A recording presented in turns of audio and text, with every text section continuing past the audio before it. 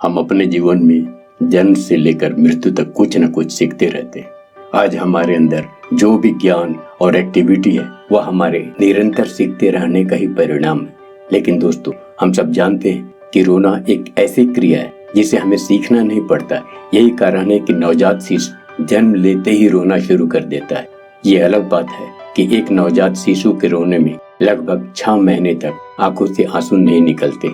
शिशु का रोना एक अलग ही विषय है। फिलहाल हमारे चर्चा का विषय है रोने में आंसू का आना या हम रोते क्यों हैं।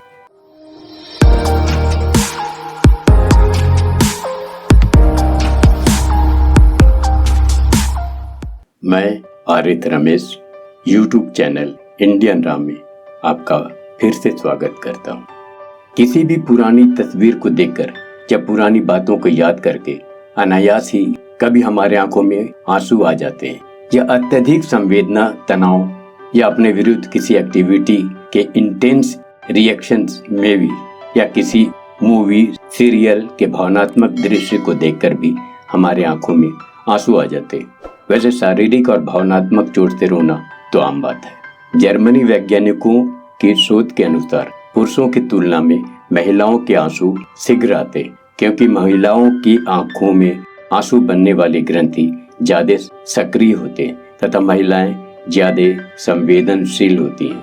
आंसू 3 प्रकार के होते हैं: बैदल टीयर, रिफ्लेक्स टीयर और इमोशनल टीयर। हमारे आई बॉल के ऊपर एक ग्रंथि होती है जो हमेशा आंसू छोड़ते रहती है। इसे लैक्रिमल ग्लैंड कहते हैं।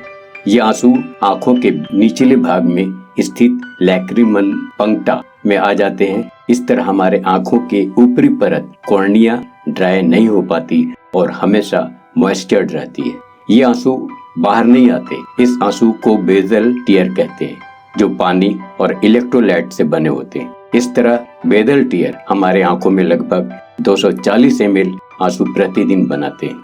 जब हम प्याज काटते हैं तो इससे निकलने वाले इरिटेंट हमारे कॉर्निया में जमा होने लगते हैं और आंखों के सिग्नल मस्तिष्क को जाता है और मस्तिष्क लैक्रिमल ग्रंथि को सिग्नल देता है, तो यह ज्यादा मात्रा में आंसू बनाने लगता है, जो कि लैक्रिमल पंक्टा से ड्रेन नहीं हो पाते और परिणाम स्वरूप यह आंखों से बाहर आ जाता है। इस आंसू को रिफ्लेक्स टीयर कहते हैं। ये आंसू भी पानी और इलेक्ट्रोलाइट से बने होते हैं। वैसे जब हम च्युइंगम चबाते हुए प्याज काटते हैं तो हमारे मस्तिष्क से आने जाने वाली सिग्नल ज्यादा एक्टिव ना होने के कारण हमारे आंखों में आंसू नहीं आते। जब हम ओवर इमोशनल होते हैं तो हमारे मस्तिष्क के लिम्बिक सिस्टम आंखों के लैक्रिमल ग्लैंड को सिग्नल भेजता है, तो यह ज्यादा मात्रा में आंसू बनाने लगता है और तब ये हमारे आंखों से बाहर आने लगते हैं। या ऑटोनॉमिक नर्वस सिस्टम के कारण होने से हम चाहकर भी इसे रोक नहीं पाते। इन आंसुओं को इमोशनल टीयर कहते हैं। ये आंसू पानी और इलेक्ट्रोलाइट के अतिरिक्त स्ट्रेस हार्मोन्स और इनकेफेलिन से बने होते हैं। इनकेफेलिन जब आंसुओं के द्वारा निकलता है तो यह एक पेन किलर की तरह काम करता है। यह हमारे स्ट्रेस लेवल को कम कर देता है और हम हल्का महसूस करते हैं। इसलिए रोना हमारे लिए एक सीमा तक फायदेमंद होता है।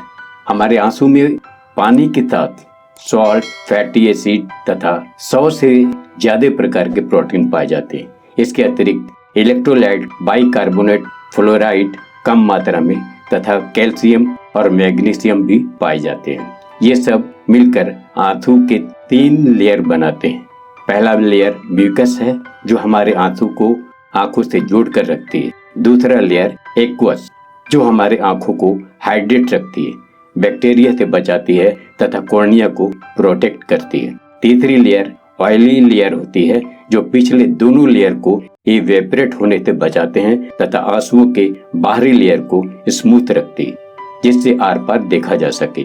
जैसे जैसे हमारी उम्र बढ़ती जाती है, हमारे आंसू भी कम होते जाते हैं। यही कारण है कि इस उम्र में ड्राई आइज की समस्या होने से आंखों में कई रोग उत्पन्न होने लगते हैं। वीडियो उपयोगी लगे तो लाइक, शेयर, सब्सक्राइब जरूर कर दें तथा बेल आइकन को भी दबाना ना भूलें, ताकि इस तरह के जीवनोपयोगी वीडियो का नोटिफिकेशन आपको मिल सके। Thanks for watching the video with all the good wishes. नमस्कार।